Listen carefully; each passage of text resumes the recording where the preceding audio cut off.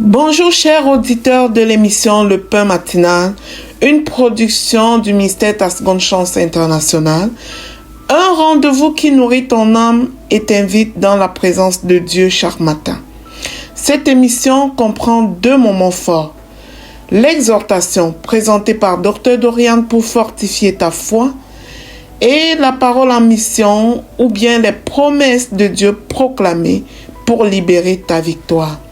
Lorsque tu arriveras dans cette deuxième rubrique de la parole envoyée en mission, je te prie de délier ta langue, de proclamer avec foi pour libérer ta victoire.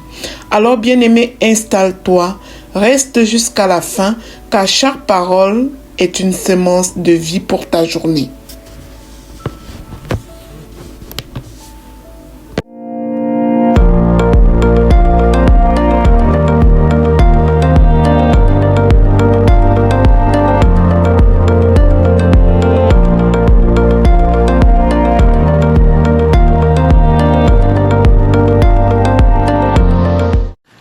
Bonjour chers serviteurs audacieux, bienvenue dans la rubrique exhortation de notre émission Le Pain Matinal. Je suis Dr Dorian. Alors aujourd'hui, on va échanger sur cette thématique, nul n'est prophète chez soi.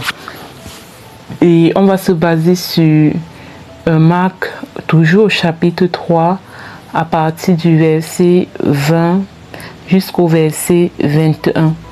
Donc, là, on a je vais lire les deux versets. Il se rendit à la maison et la foule s'assembla de nouveau, en sorte qu'ils ne pouvaient même pas prendre leur repas.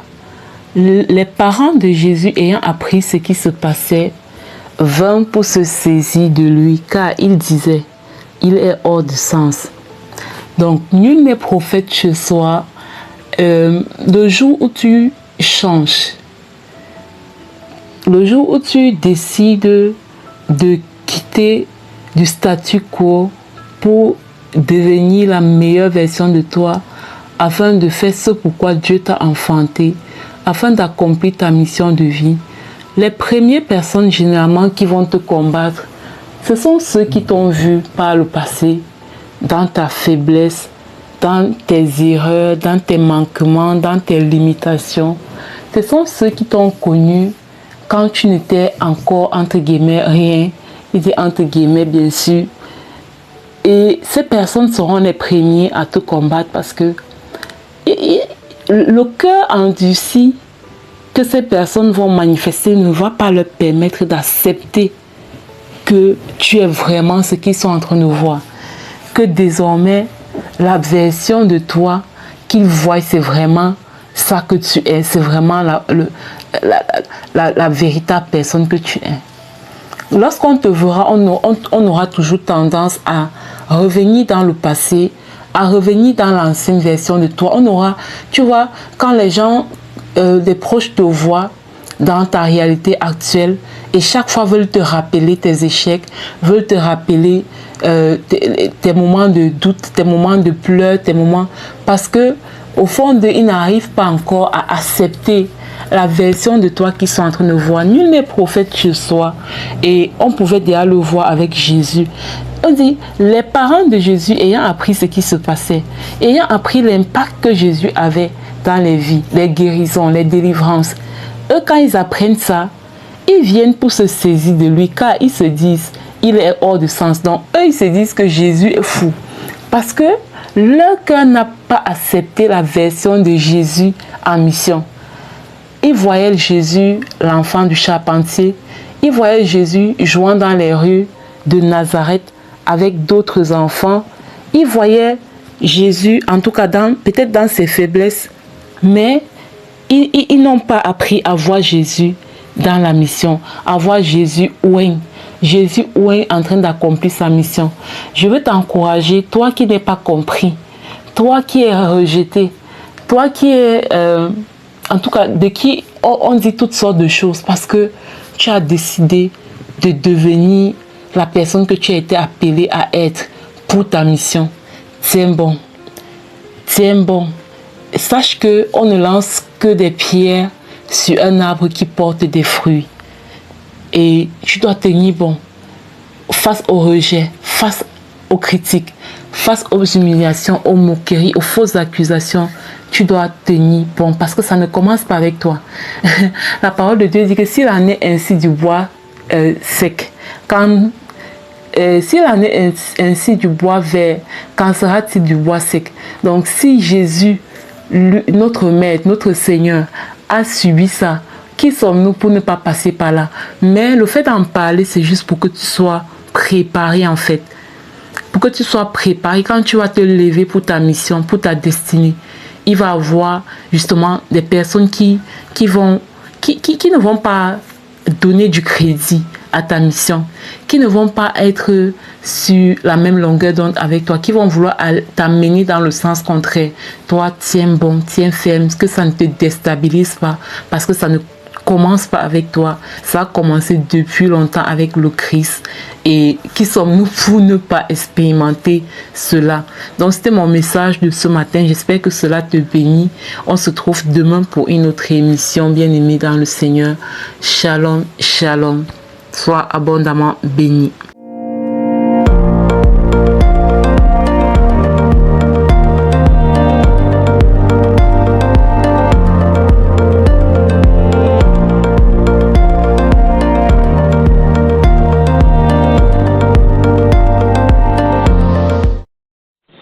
Bienvenue dans cette deuxième partie de l'émission Le Pain Matinal du ministère Ta Seconde Chance. Ici Lina pour la parole proclamée, déclarée et envoyée en mission. Bien-aimés, la parole que le Seigneur nous donne ce matin est la suivante. Ils sont bénis, ceux dont les fautes ont été pardonnées. Cette parole de Dieu est déclarée dans Psaume 32, verset 1. Et heureux celui dont la transgression est pardonnée et dont le péché est couvert. Le monde cherche le bonheur dans la richesse, la reconnaissance, le succès. Mais la Bible nous révèle une vérité. Le véritable bonheur commence lorsque l'âme est réconciliée avec Dieu. Car c'est à cette condition que la richesse et tout ce que le monde cherche vient par la suite. C'est normal de chercher ces choses, mais est-ce que nous passons par le vrai chemin? Lorsque Dieu pardonne, il ne fait pas qu'effacer une faute. Il enlève le poids de la culpabilité. Il restaure la paix intérieure. Il redonne à l'homme sa dignité spirituelle. Le pardon de Dieu libère le cœur, renouvelle l'espérance et ouvre une nouvelle saison de vie. Mais beaucoup vivent encore sous le poids du passé. Mais Dieu nous rappelle aujourd'hui que la bénédiction appartient à ceux qui acceptent son pardon. Bien-aimé, acceptes-tu le pardon de Dieu? Là où le péché abondait, la grâce de Dieu surabonde, dit la Bible. Dont la bénédiction appartient à ceux qui reçoivent le pardon de Dieu. Si tu te tournes vers Dieu avec ton cœur sincère, peu importe ce que tu as fait, bien-aimé, il pardonne. Je suis un témoin vivant. Il te restaure, il lave ta face, il te donne une nouvelle vie. Il te fait entrer dans sa joie, dans la joie de sa présence. Bien-aimé dans le Seigneur, regarde à ta vie. Quand je regarde à la mienne, ce n'est pas une vie de sainteté. J'ai péché contre Dieu. Mais je suis sûre d'une chose, c'est que mon Dieu m'a pardonné. Il a relevé ma tête. Il a réécrit mon histoire. Et c'est la même chose pour toi, bien-aimé. Alors, si tu as compris ceci, ensemble, joins-toi à moi et nous allons tous proclamer. Répète, bien-aimé.